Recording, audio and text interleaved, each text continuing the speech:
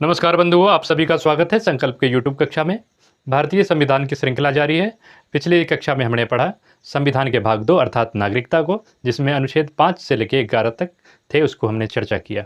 आइए इस कक्षा को आगे बढ़ाते हैं और आज की कक्षा में पढ़ते हैं भाग 3 अर्थात अनुच्छेद 12 से लेकर 35 तक। और इससे पहले एक बात बताऊं, आप किसी भी एक दिवसीय परीक्षा की तैयारी कर रहे हैं तो यह वीडियो आपके लिए काफ़ी महत्वपूर्ण होगा। ऐसा नहीं कि आप शिक्षक की तैयारी कर रहे हैं तो आपके लिए अनुच्छेद और संविधान बदल जाएंगे, कांस्टेबल के लिए तैयारी कर रहे हैं तो बदल जाएंगे। ये सभी परीक्षाओं के लिए महत्वपूर्ण है। यह मेरा व्यक्तिगत आग्रह था, इसलिए इसे देखें ज़रूर। आइए आज की कक्षा को आरंभ करते हैं। आज की कक्षा में पढ़ते हैं भाग 3। इसमें अनुच्छेद 12 से 35 तक इसको चर्चा करेंगे। इस भाग को कहा जाता है मौलिक अधिकार। आप परीक्षा की नहीं भी तैयारी कर रहे हो तो भी यह जानना जरूरी है आपका मौलिक अधिकार क्या है और आपका मौलिक अधिकार किस प्रकार आपको सुरक्षित एक जीवन देता है। मौलिक अधिकार यह शब्द, आइए सबसे पहले इसको जानते हैं कि मौलिक अधिकार होता क्या है। मन में आता होगा ना कि मौलिक अधिकार क्या है जी। तो आइए मौलिक अधिकार को एक बार देखते हैं, इसकी परिभाषा। मौलिक अधिकार, मौलिक अधिकार को मूल अधिकार भी कहा जाता है।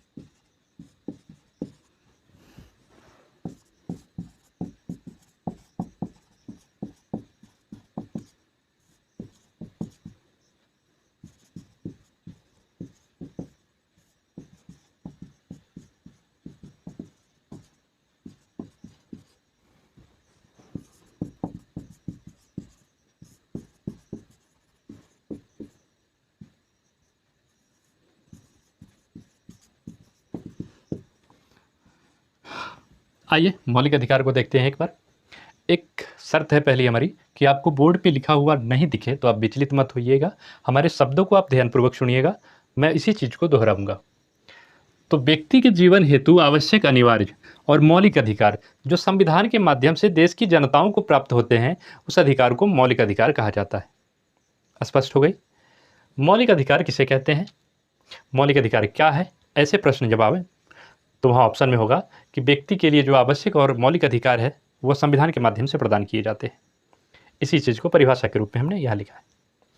मौलिक अधिकार का सबसे पहला दर्शन कहाँ मिलता है, दूसरा प्रश्न इससे बन सकता है। तो इसका दर्शन जो है ब्रिटेन के अंदर देखने को मिलता है। कब मिलता है? तो वर्ष 1215 में यह देखने को मिलता है। राजा जॉन के समय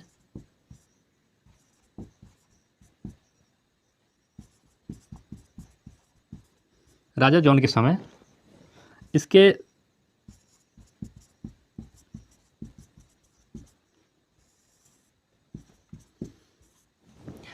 हस्तलिखित पत्र में, राजा जॉन के जो पत्र थे, लेटर थे, उससे अपने प्रजाओं को कुछ इन्होंने अधिकार दिया था, मौलिक अधिकार। ब्रिटेन के अंदर 1215 में सबसे पहला दर्शन है और इस अधिकार को, इस पत्र को मैग्ना कार्टा कहा गया था।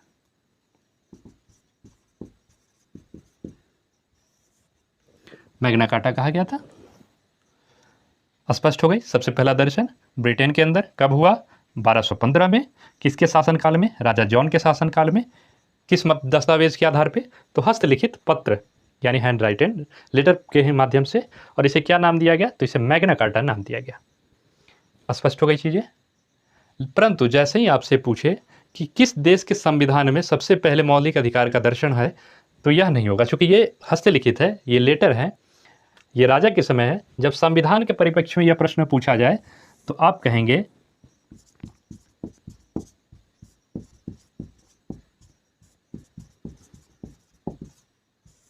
सबसे पहला संविधान में, तो यूएसए, मैंने शॉर्ट में लिखा यूएसए, और इसका अर्थ होता है संयुक्त राष्ट्र अमेरिका। सबसे पहले अमेरिका के संविधान में देखने को मिलता है। और भारत का जो मौलिक अधिकार है अर्थात भाग 3, इसको भी क्या कहा जाता है? Magna carta. तो आपसे प्रश्न पूछ सकता है कि मैग्ना कार्टा भारतीय संविधान का कहाँ है, तो आप उसको भाग 3 को टिक करेंगे। मैग्ना कार्टा क्यों कहा जाता है, ऐसा भी आपके मन में आ सकता है, स्पष्ट रखें। मैंने पहले ही कहा कि मानविकी अर्थात कला का एक ऐसा विषय है राजनीति विज्ञान जिसमें विज्ञान की तरह इसे पढ़ना पड़ता है। तो मैग्ना कार्टा कहने के पीछे यह कारण था कि जब राजा जॉन ने जो पत्र जारी किए थे प्रजा के लिए, इसे मैग्ना कार्टा कहा गया। उसके बाद जहाँ भी जिस देश के संविधान में मौलिक अधिकार की चर्चा की गई, उस संविधान को, उस पार्ट को मैग्ना कार्टा कहा गया। अमेरिका के संविधान में भी जब चर्चा हुई मौलिक अधिकार की, तो इन्होंने भी इसे मैग्ना कार्टा ही नाम दिया। तो भारतीय संविधान के मौलिक अधिकार की जब बात होती है भाग 3 में, इसीलिए इसे मैग्ना कार्टा भी कहा जाता है। अब पूछे आपसे, तो अगला प्रश्न इससे बन सकता है कि भारत के मौलिक अधिकार किस देश से प्रभावित है या किस संविधान से लिए गए? तो अमेरिका के संविधान से लिए गए।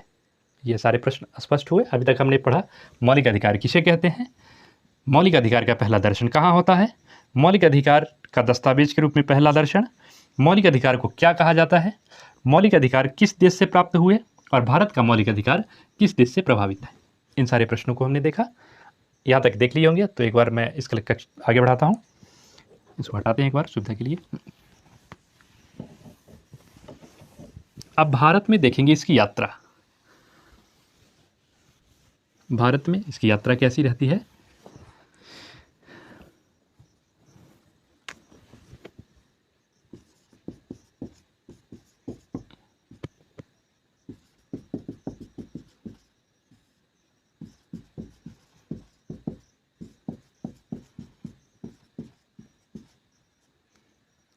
मौलिक अधिकार हेतु पहल भारत में, देखिए सबसे पहला पहल जो देखने को मिलता है यह 1895 के स्वराज विधेयक में देखने को। और स्वराज विधेयक किससे? तो बाल गंगाधर तिलक।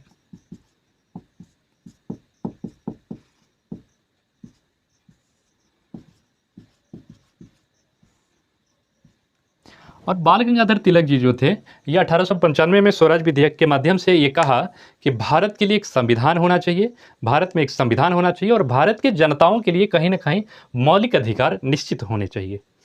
इनके बातों से प्रभावित होकर जब मोतीलाल नेहरू जी 1928 के अंदर नेहरू रिपोर्ट देते हैं, मोतीलाल नेहरू, और नेहरू रिपोर्ट में भी यही कहा गया।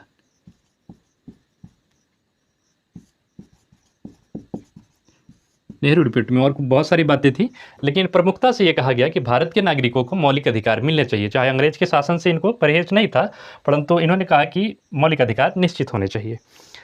इसके बाद इसी दौर में एक चीज़ चल रही थी कि अंग्रेज के एक अधिकारी थे, उनका नाम था बर्केनहेड। उन्होंने भारतीयों को चैलेंज किया कि आप संविधान निर्माण नहीं कर सकते, आप अशिक्षित हैं और आपके देश में कोई भी निर्माण नहीं कर सकता है। तो उस समय नेहरू जी जो है रिपोर्ट देते हैं। 1931 में कराची की अधिवेशन हो रही थी,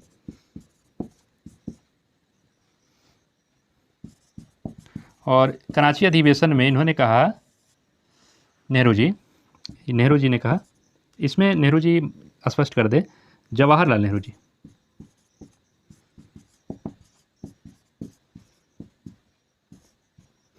इन्होंने कहा कि स्वाधीन भारत में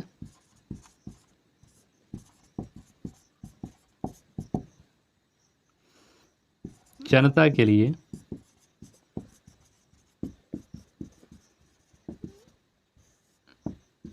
संविधान में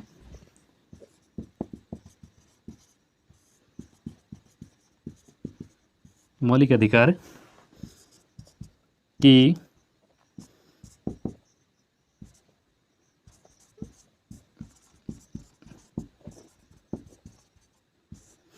इन्होंने कहा कि भारत के संविधान में, स्वाधीन भारत में जो भी संविधान लिखे जाएंगे उसमें एक प्रावधान होना चाहिए और इस बात की गारंटी होनी चाहिए कि भारत के लोगों के मौलिक अधिकार सुरक्षित किए गए और उसे वरीयता दी गई। तो बर्केनहेड को इसी समय रिपोर्ट भी सौंपा जा रहा होता है। और दूसरी चीज़ इस समय चल रही होती है गोलमेज सम्मेलन। और गोलमेज सम्मेलन का उद्देश्य था कि भारत में भारत शासन अधिनियम 1935 के लिए कानून बनाए जाने थे। तो ये चर्चाएं चल रही थी और सब ने मौलिक अधिकार पर विशेष जोर दिया।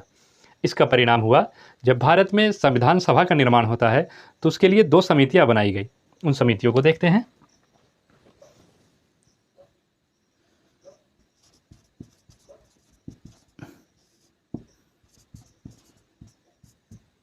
एक समिति थी मौलिक अधिकार समिति,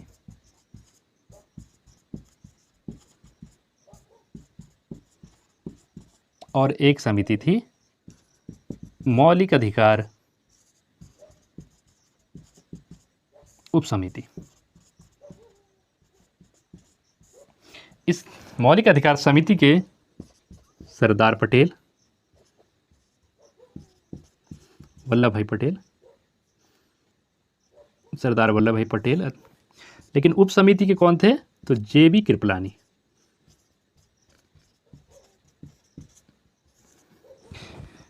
इस यात्रा को आगे बढ़ाते हुए संविधान सभा के निर्माण के समय 2 समितियां बनी, एक मौलिक अधिकार समिति और एक मौलिक अधिकार उप समिति। मौलिक अधिकार समिति के अध्यक्ष बनाए गए सरदार पटेल जी, लेकिन उप समिति के कौन बनाए गए? जेबी कृपलानी। इनका पूरा नाम था जानकी वल्लभ कृपलानी। अभी तक की हमने समझा भारत में मौलिक अधिकार के हेतु क्या पहल किए गए। और 1895 में स्वराज विधेयक के माध्यम से बाल गंगाधर तिलक ने भारत की जनताओं के लिए मौलिक अधिकार की बात को रखा और भारत में संविधान होने की बात कही। दूसरा पहल 1928 में मोतीलाल नेहरू ने अपने रिपोर्ट सौंपे और उस रिपोर्ट में भारत के जनताओं के लिए कहीं ना कहीं मौलिक अधिकार के प्रावधान की। 1931 में कराची के अधिवेशन में जवाहरलाल नेहरू ने कहा कि स्वाधीन भारत में भारत की जनताओं के लिए मौलिक अधिकार की वरीयता दी जाए और यह गारंटी होनी चाहिए। और उसके बाद संविधान सभा द्वारा जब संविधान निर्माण की बात की जा रही थी तो मौलिक अधिकार के लिए 2 समितियों का निर्माण होता है, मौलिक अधिकार समिति और मौलिक अधिकार उप समिति, जिसमें मौलिक अधिकार समिति के अध्यक्ष बनाया जाता है सरदार वल्लभ भाई पटेल जी को और उप समिति के अध्यक्ष बनाए जाते हैं जेबी कृपलानी अर्थात जानकी वल्लभ कृपलानी को। आइए, यहाँ तक हमने यात्राएं पढ़ी हैं। अब पढ़ते हैं इस समय क्या निर्माण होती है। तो जब निर्माण हो रही थी तो अब तो 7 उस समय मौलिक अधिकार प्राप्त हुए भारत की जनता को। 7 मौलिक अधिकार दिए गए, एक एक करके देखते हैं। मूल संविधान, मैंने मूल संविधान क्यों लिखा इसकी भी बाद में चर्चा करेंगे। और इसमें मौलिक अधिकार, मौलिक अधिकार, मौलिक अधिकार, पहला मौलिक अधिकार दिया गया समता का अधिकार, समता का अधिकार। दूसरा था, इसमें एक साथ इधर अनुच्छेद भी लिखते चले, 19 से 22, स्वतंत्रता का अधिकार, अधिकार। ये अनुच्छेद है, ये संख्या जो लिखी हुई है ये अनुच्छेद में है। तीसरा अधिकार जो दिया गया शोषण के विरुद्ध,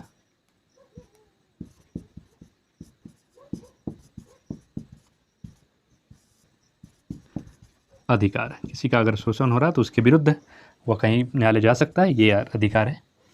चौथा अधिकार जो है 25 से 28 के बीच, यह धार्मिक स्वतंत्रता का अधिकार है।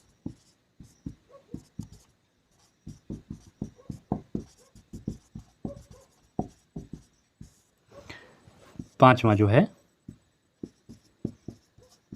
यह शिक्षा संस्कृति का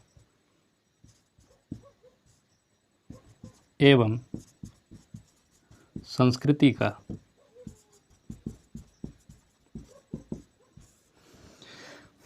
छठा, इसे 31 कहा गया और यह था संपत्ति का अधिकार।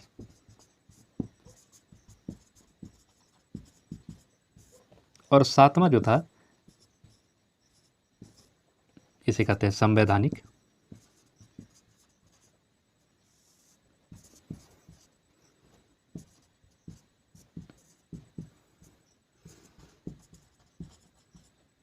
संवैधानिक उपचारों का अधिकार। यह मूल संविधान में 7 अधिकार प्राप्त थे। यह अनुच्छेदों की स्थिति है और इसमें कभी कभी प्रश्न आ जाता है कि समता का अधिकार जो है इसमें कितने अनुच्छेद हैं। तो इसमें 5 अनुच्छेद हैं। आप कहेंगे 14 से 18 के बीच में तो वह 4 ही होती है। तो 14, 15, 16, 17, 18 यानी एक बार फिर से देखिए, 14, 15, 16, 17 और 18 यानी 5 हो जाती है। स्वतंत्रता का अधिकार तो 19, इसमें हुआ 19, मतलब 19, 20, 21 और 22, इसमें 4 अनुच्छेद समाहित हैं। शोषण के विरुद्ध तो 23 और 24, इसमें 2 अनुच्छेद हैं। 25 से 28 जो है धार्मिक स्वतंत्रता का अधिकार है, तो इसमें 4 हो गए। 25, 26, 27 और 28 4 हो गए। शिक्षा एवं संस्कृति का तो इसमें 2 और इसमें 1 और इसमें 1। क्या हुआ, आगे चल के जब पढ़ेंगे तो पाएंगे कि 44वें संविधान संशोधन द्वारा इसमें जो संपत्ति का अधिकार है यानी 31 जो है अनुच्छेद है, इसको क्या कर दिया गया, समाप्त कर दिया गया। तो अब हमारे पास वर्तमान संविधान में हमारे पास 6 ही मौलिक अधिकार प्राप्त है। संपत्ति का अधिकार जो है इसे समाप्त कर दिया गया और ये अब कहाँ मिलेगा, ऐसा मन में आप जब आएगा तो ये अब मिलेगा 300A में, और इसे विधिक अधिकार बना दिया गया। विधिक अर्थात कानून का अधिकार, ये कानूनी अधिकार हो गया, या मौलिक अधिकार से कानूनी अधिकार चला गया। तो इसे आगे पढ़ते हैं आप।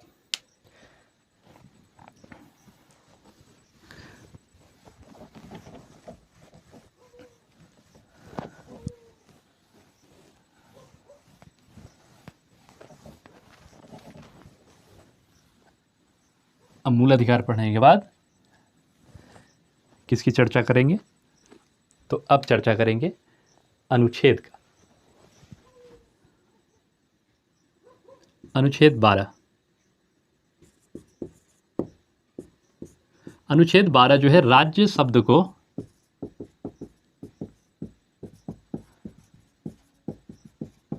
परिभाषित करेंगे। विशेष इसमें कुछ नहीं है, लेकिन सारा कुछ इसी में है। ये ऐसा कहता है कि राज्य जो है उस शब्द को परिभाषित 12 करेगा। राज्य क्या है, राज्य शब्द क्या होते हैं, तो संघ एवं संसद, ये क्या है, राज्य को परिभाषित करते हैं। राज्य एवं विधानमंडल, ये क्या है, राज्य को परिभाषित करते हैं। आदेश या सूचना,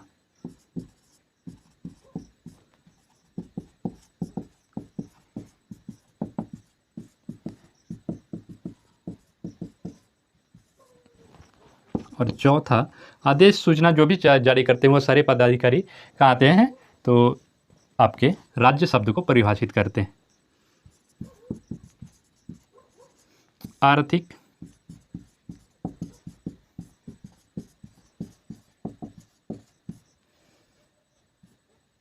राज्य या संघ से वैसी संस्थाएं जो आर्थिक सहयोग लेती है या वित्त पोषित होती है, इसको पैसे मिलते हैं, वो सभी किसके परिभाषा को ये करती है, राज्य को। अब आप सोच रहे होंगे कि राज्य शब्द को क्यों आप यहाँ इतना ये दे रहे हैं, तो 12 अनुच्छेद कहता है कि यह राज्य की शब्द, राज्य जो शब्द है उसको परिभाषित करेगा, और जहाँ राज्य शब्द परिभाषित करेगा वहीं आपके मौलिक अधिकार लागू होंगे। आप ऐसे नहीं किसी प्राइवेट प्रॉपर्टी पर जाके, किसी प्राइवेट कंपनी में जाके ऐसा नहीं कहेंगे कि हमारा यहाँ मौलिक अधिकार है कि मैं बोल सकता हूँ, आप नहीं बोल सकते हैं।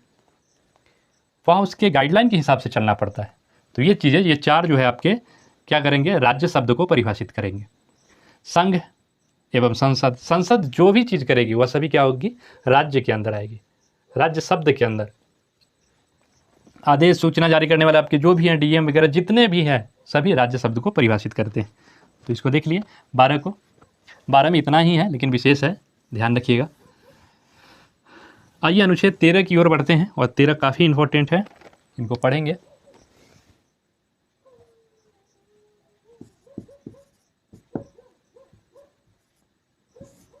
कभी कभी आपसे पूछ सकता है बीपीएससी क्या है, बीपीएससी राज्य शब्द के अंदर आते हैं क्या, तो ऐसे ऑप्शन मिलते हैं बहुत बार, तो आप उसको टिक करिएगा कि हाँ आते हैं, क्योंकि बीपीएससी कहीं ना कहीं संघ राज्य से वित्त पोषित है। अनुच्छेद 13 को देखते हैं। अनुच्छेद 13 कहता है वैसा कानून जो लोगों के मौलिक अधिकार का उल्लंघन करती है उसे क्या करेगी, न्यायालय शून्य कर देगी।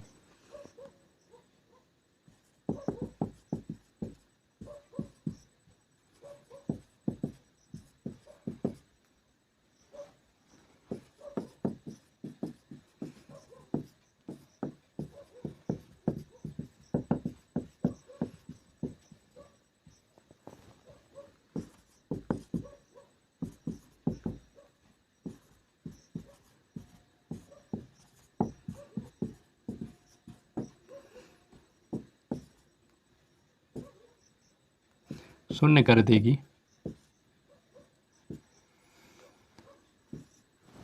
वैसे मौलिक अधिकार के उल्लंघन करने वाली वैसी विधि, और उसे क्या करेगी, न्यायालय शून्य कर देगी। तो आइए, शुरुआत में 13 अनुच्छेद के 3 ही खंड देखने को मिलते थे, लेकिन 24वें संविधान संशोधन द्वारा 1971 में इसमें एक खंड और जोड़ा गया। अब इसके 4 खंडों को हम पढ़ना है।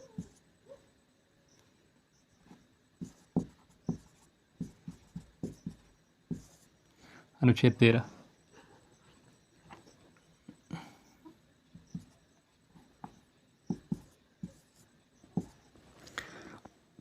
यहाँ 13 का 1,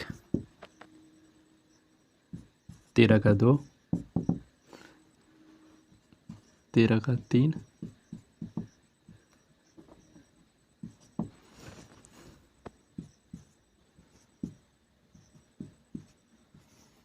एक चीज़ ध्यान से जब देखेंगे तो आप पाएंगे कि यहाँ मैंने छोटी कोष्टक ली, यहाँ मैंने छोटी कोष्टक ली, यहाँ भी मैंने छोटी कोष्टक ली, लेकिन यहाँ बारीक कोष्टक ली। इसका कारण है, और सांकेतिक रूप में कहा जाता है कि जिस अनुच्छेद के साथ छोटी कोष्टक लगी हो, अर्थात यह मूल संविधान है, यह मूल संविधान में है, यह भी मूल संविधान में है, परंतु जैसे ही बारीक कोष्टक हुई तो वह संकेत करती है कि यह संविधान संशोधन के बाद जोड़ा गया है। यह संविधान लागू होने के पहले के,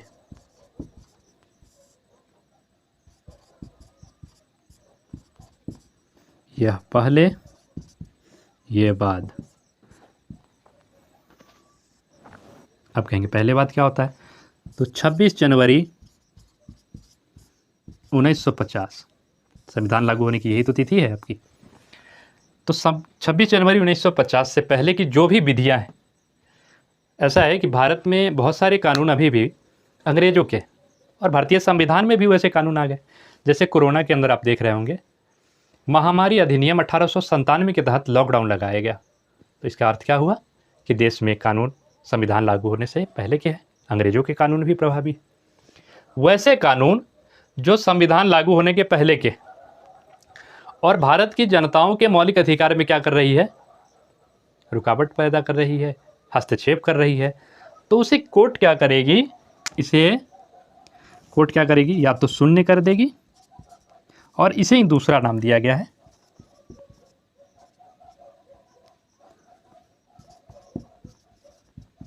आच्छादित कर देगी। आच्छादन का सिद्धांत इसे ही कहा गया है। दूसरा ये कि संविधान लागू होने के बाद कोई वैसी विधि लागू की गई जिसकी 10 विधियों की श्रृंखला है और 2 विधि उसमें से संविधान के मौलिक अधिकारों का उल्लंघन कर रही है, तो उन 2 विधियों को कोर्ट शून्य कर देगी, और इसे कहा जाता है पृथक या आच्छादित। अब इससे प्रश्न किस प्रकार बनते हैं, प्रश्न इस प्रकार बन सकते हैं कि आच्छादन का सिद्धांत, ऊपर का मिटा लूं,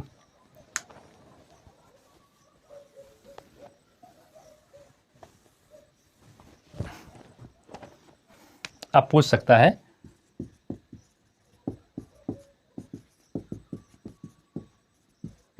आच्छादन का सिद्धांत, तो आप कहेंगे 13 के अनुच्छेद 13 के 1 और 2 दोनों में लागू होता है। वही पृथक सिद्धांत,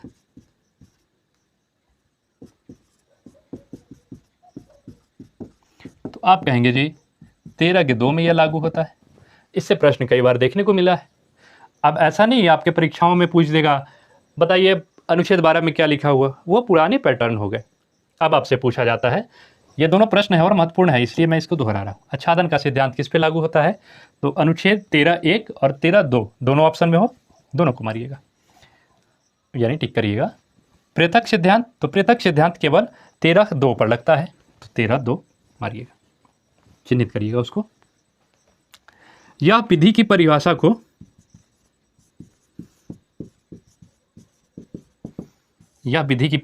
बताएगा, विधि की परिभाषा को। और यह 24वें संविधान संशोधन द्वारा 1971 में जोड़ा गया। इसमें कहा गया कि विधि की परिभाषा में संशोधन जैसा शब्द नहीं है, तो इसको अलग से जोड़ा गया संविधान के मौलिक अधिकार में संशोधन के बारे में। इससे काफ़ी सारे बाद अपने को पढ़ने हैं। आइए आगे बढ़ाते हैं। यहाँ तक हमने समझा 13 अनुच्छेद 13 के 4 खंड हैं, जिसमें 3 मूल संविधान में है, एक 24वें संविधान संशोधन 1971 द्वारा जोड़े गए हैं, जिसे चौथा खंड कहते हैं। 13(1) कहता है कि संविधान लागू होने से पहले के कानून अगर मौलिक अधिकारों में रुकावट पैदा करती है तो कोर्ट उसे शून्य कर देगी। 13(2) कहता है कि पृथक, जब संविधान का वैसा कानून जो व्यक्ति के मौलिक अधिकारों में हस्तक्षेप करती है, उसे न्यायालय क्या करेगी? पृथक कर देगी। 13(3) कहता है विधि की परिभाषा, और 13(4) तो 24वें संविधान संशोधन द्वारा जोड़ा गया है, उसकी चर्चा करेंगे विशेष। यहाँ तक हो गया, आगे बढ़ते हैं। अब 13(3) बचा हुआ है, 1, 2 तो हमने चर्चा कर लिया, 3 विधि की परिभाषा है, और विधि की परिभाषा क्या होता है इसको समझते हैं। आइए, अनुच्छेद 13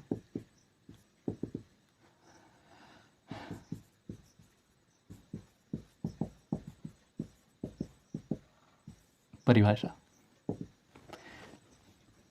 विधि क्या होता है? सबसे पहले विधि समझते हैं। देखिए, विधि को कहा जाता है लॉ, और लॉ शब्द जो है जर्मन शब्द लैग से लिया गया, और लैग का अर्थ होता है स्थिर, स्थिर या निश्चित। विधि जो है इसे अंग्रेजी में लॉ कहते हैं, इंग्लिश में लॉ कहते हैं इसे। जर्मन शब्द लैग से लिया गया है, और इसका अर्थ होता है स्थिर या निश्चित। विधि क्या है? विधि, तो विधि की परिभाषा कोई कहे तो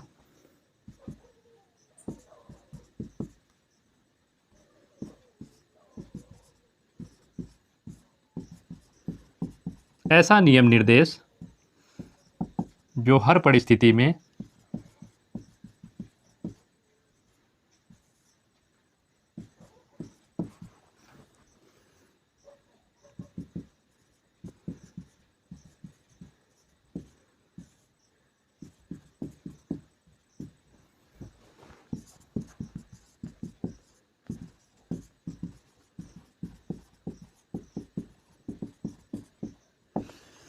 ऐसा नियम या निर्देश जो हर परिस्थिति में एक क्षेत्र में सभी लोगों पर सामान्य रूप से लागू हो, उसे विधि कहा जाता है, उसे नियम कहा जाता है।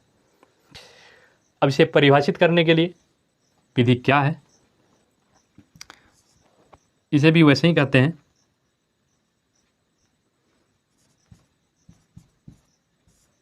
विधि कौन बनाएगा? तो संसद एवं विधानमंडल। दूसरा होता है राष्ट्रपति या राज्यपाल। विधि क्या है फिर? आदेश, नियम, अधिनियम, उपनियम, सूचना, परिपत्र, ये सभी क्या है? नियम।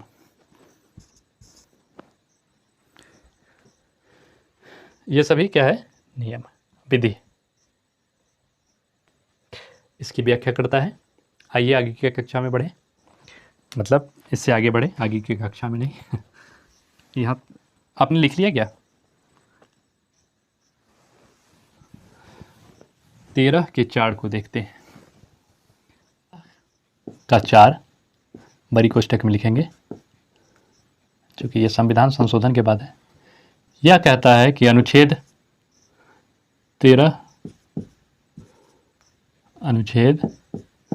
13 की संविधान संशोधन की कोई भी बात 368 को लागू नहीं होगी। विशेष इसमें कुछ नहीं है। अच्छा, कुछ बाद को आपको पढ़ना पड़ेगा। बाद मतलब कुछ केस हुए उसको पढ़ना पड़ेगा, इसके पीछे की कहानी को जानना पड़ेगा। मूल संविधान में 7 मौलिक अधिकार जनता को दिए गए, जिसमें संपत्ति का अधिकार अनुच्छेद 31 भी था। परंतु 1951 के बाद 9वीं अनुसूची एक ऐसा अनुसूची था जिसमें लोग ऐसे विषय को लोग डाल देते थे जिसका न्यायिक पूर्णावलोकन नहीं था। यानी उसमें जो विषय डाल दिए गए उसको कोर्ट सुनवाई नहीं की जा सकती है, कोर्ट में अपील नहीं की जा सकती है, और यह भूमि अधिग्रहण के लिए बनाया गया था। उस समय जमीनों को हड़पा जाता था, मतलब सरकार द्वारा अधिग्रहण किए जाते थे और उसको जनता में डिस्ट्रीब्यूट की जाती थी या अपने कामों के लिए उसका उपयोग किया जाता था सरकार के द्वारा। तो कुछ बाद आए सुप्रीम कोर्ट के सामने कि भाई आपने तो कहा कि मौलिक अधिकार का उल्लंघन करने वाली जो भी कानून होगी उसको सुप्रीम कोर्ट सुनने कर देगी, परंतु ऐसा नहीं हो रहा है। तो ऐसे वाद को हम पढ़ेंगे, जिसमें सबसे पहला वाद आता है शंकरी प्रसाद का। तो यहां देखेंगे सबसे पहला वाद शंकरी प्रसाद, और ये बनाम भारत राज्य, भारत सरकार।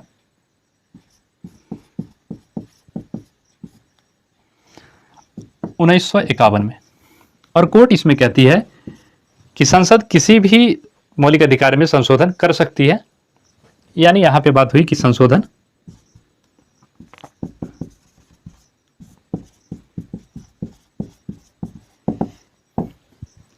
दूसरा वाद आता है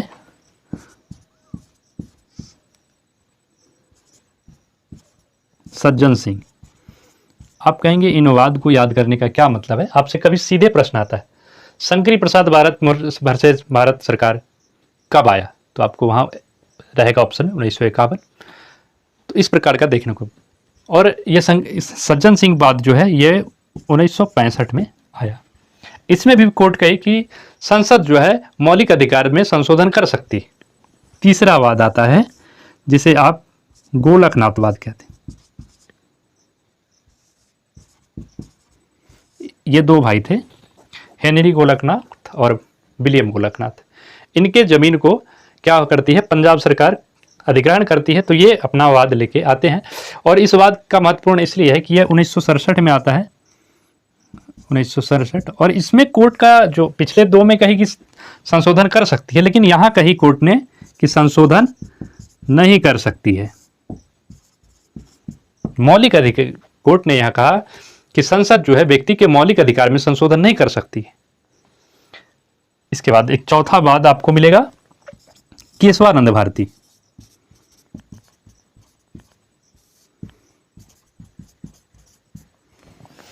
इसी समय क्या होता है कि राष्ट्रपति को यह कह दिया जाता है कि राष्ट्रपति जो है 44वें संविधान संशोधन के माध्यम से, इसी दौर की बातें हैं, जब देखता है कि सरकार देखती है उस समय की सरकार भी उस समय कुछ गलतियां की। भूमि अधिग्रहण में तो संपत्ति का अधिकार मौलिक अधिकार था ही, परंतु उन सारे विषयों को 9वीं अनुसूची में डाल दे रही थी। वर्तमान में ऐसा हो गया, जिस समय 9वीं अनुसूची पूर्णावलोकन न्यायिक पूर्णावलोकन के लिए मान्य हुआ, 284 विषय डाल चुकी थी सरकार उस समय तक। अब किसी विषय से सरकार को दिक्कत हो वो 9वीं अनुसूची में डाल देती थी। केशवानंद भारती बनाम केरल राज्य था। यह बात जो है 1973 में आया, और यह बात काफी महत्वपूर्ण है। यह बात आपको केशवानंद भारती बात जो है 7/6 से इसका क्या आता है, निर्णय आता है। अभी तक जितने भी निर्णय आए थे उसमें यह बड़ा केस था। इसमें 13 जजों की बेंच बैठी थी और 7/6 से निर्णय दिया था। आपसे प्रश्न पूछ सकता है कि संवैधानिक पीठ कितने जजों की होती है, तो संवैधानिक पीठ 5 जजों की होती है। अभी तक ये केस, इसको देखना है। ये विषय में इसलिए है क्योंकि हाल में ही इनकी मृत्यु हुई है, और इसके बाद संविधान के मौलिक अधिकारों में संशोधन किए जाते रहे। यहां से स्पष्ट हो गया। यहां कोर्ट क्या कहती है कि संसद किसी भी संविधान के भाग में संशोधन कर सकती है, चाहे वो प्रारूप हो, मौलिक अधिकार हो, परंतु मूल ढांचे को बिना नुकसान पहुंचाए हुए। अब सरकार कहती है कि मूल ढांचा क्या है, स्पष्ट कर दीजिए ताकि हम पहले से ही सतर्क रहेंगे। परंतु कोर्ट कहती है कि मूल ढांचा क्या है, इसकी समय समय पर कोर्ट व्याख्या करती रहेगी। ये व्याख्या करते रहेंगे कोर्ट। अभी तक स्पष्ट नहीं किया गया कि मूल ढांचा क्या क्या है। तो 4 वाद हमको ध्यान में रखना है। शंकरी प्रसाद 1951, सज्जन सिंह वाद 1965, गोलकनाथ वाद 1967 और केशवानंद भारती बनाम केरल राज्य 1973। ये वाद ध्यान में रखना है। यहाँ तक कि देखिए क्या है कि बाद के दिनों में 86वां संविधान संशोधन किया गया वर्ष 2002 में, और उसमें एक नियम लगाया गया कि जो भी 14 वर्ष तक बच्चे हैं, 6 साल से 14 साल तक, उनकी शिक्षा निःशुल्क की जाए और मौलिक अधिकार मिलाए गए। वहीं दूसरा, आप संविधान संशोधन में कोई पूछे कि क्या मौलिक अधिकार में संशोधन किए जा सकते हैं, तो बिल्कुल किए जा सकते हैं, क्योंकि साथ आप देख रहे होंगे संपत्ति के अधिकार को विधिक अधिकार भी घोषित कर दिया गया। इन सारे प्रश्नों का आज हमने जो भी चर्चा करना था वहाँ तक चर्चा की। अगली कक्षा में अनुच्छेद 14 से शुरुआत करेंगे। साथ ही आपको कहना चाहेंगे कि आप किसी भी प्रकार की 1 दिवसीय परीक्षा की तैयारी कर रहे हैं, आप जरूर हमारे यूट्यूब चैनल को सब्सक्राइब करें, लाइक करें, कमेंट करें। कोई त्रुटि आपको देखने को मिलती है तो एक कमेंट के माध्यम से उसे दुरुस्त करने का प्रयास करें। आप कमेंट करेंगे, दुरुस्त हमें करना है। यहाँ तक वीडियो देखने के लिए हृदय की संपूर्ण गहराइयों से आपका धन्यवाद।